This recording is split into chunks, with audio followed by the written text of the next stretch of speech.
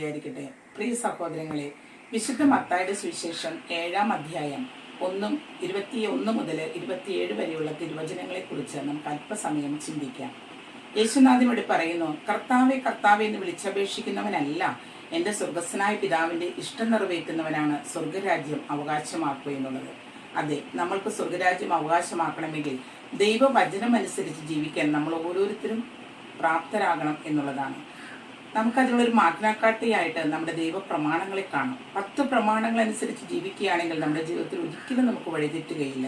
നമ്മൾ ഒരിക്കലും നശിച്ചു പോകുകയില്ല. നമുക്ക് ആത്മീയമായുള്ള സംതൃപ്തിയും സന്തോഷവും ലഭിച്ചുകൊണ്ട് സ്വർഗരാജ്യത്തിലേക്ക് പ്രവേശിക്കാൻ നമ്മൾ ഓരോരുത്തരും പ്രാപ്തരാകും. ഒരിക്കൽ പ്രസിദ്ധനായ അമേരിക്കൻ സാഹിത്യകാരനായ മാർക്ക് ട്വെയിനോട് ഒരു വ്യവസായ പ്രമുഖൻ പറയുകയുണ്ടായി, ഞാൻ മരിക്കുന്നതിന് മുമ്പ് ഒരു വിശുദ്ധ നാടിലേക്ക് തീർത്ഥാടനം നടത്തും. എന്നിട്ട് ഞാൻ സീനായ് മലയുടെ മുകളിൽ കയറി നിന്നുകൊണ്ട് 10 പ്രമാണങ്ങൾ ഞാൻ അവിടെ നിന്ന് വിളിച്ചു പറയും എന്ന്. വളരെ വിനീതനായിട്ട് മാർക്ക് ട്വെയിൻ ചോദിച്ചു, പ്രിയ സുഹൃത്തെ, താങ്കൾക്ക് എന്തുകൊണ്ട് ഇപ്പോൾ ജീവിച്ചിരിക്കുമ്പോൾ ഈ ദൈവപ്രമാണങ്ങൾ പാലിച്ച് ജീവിച്ചുകൂടാ എന്നുള്ളത്? അതെ, നമ്മൾ ദൈവപ്രമാണങ്ങൾ പാലിച്ച് ജീവിക്കുകയാണെങ്കിൽ കർത്താവ് പറഞ്ഞതുപോലെ സ്വർഗസ്വനായ പിതാവിൻ്റെ ഇഷ്ടം നിറവേറ്റുന്നവരായിട്ട് മാറാൻ നമുക്ക് സാധിക്കും. അതുപോലെ കർത്താവ് പറയുന്നു, വിവേകമതിയായ ഒരു മനുഷ്യൻ, അതായത് ദൈവവചനം കേൾക്കുകയും അതനുസരിച്ച് പ്രവർത്തിക്കുകയും ചെയ്യുന്നവൻ, വിവേകമതിയായ ഒരു മനുഷ്യൻ പാറമേൽ വീട് പണിത ഒരു വ്യക്തിക്ക് തുല്യനായിരിക്കും.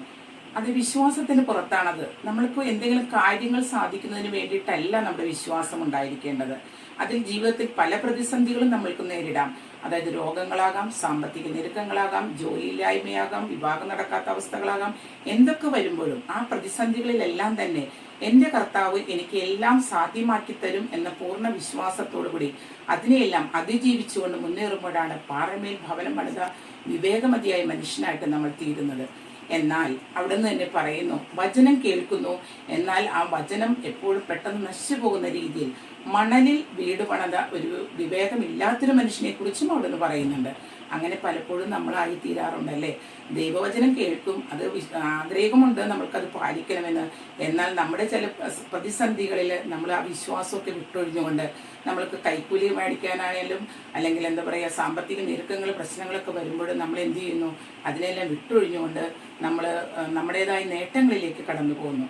പ്രിയമുള്ളവരെ, കർത്താവിൻ്റെ യഥാർത്ഥ ശിഷ്യരാകണമെങ്കിൽ നമ്മൾ വിവേകമതിയായ മനുഷ്യനെ പോലെ, പാറമേൽ ഭവനം പണിത മനുഷ്യനെ പോലെ നമ്മുടെ വിശ്വാസത്തിൽ അടിയുറച്ചു നിന്നുകൊണ്ട് ജീവിക്കാൻ നമ്മൾക്ക് ഓരോരുത്തർക്ക് സാധിക്കണം. അതിന് നമ്മൾക്ക് എല്ലാവർക്കും ശ്രമിക്കാം. അതിനുള്ള യഥാർത്ഥ ശിഷ്യരായിക്കൊണ്ട് യേശുനാഥൻ്റെ സ്വർഗരാജ്യത്തിന് അവകാശിയാകാൻ നമ്മൾക്ക് ഓരോരുത്തർക്ക് സാധിക്കട്ടെ എന്ന ആശംസയോടെ ഞാൻ നിർത്തുന്നു.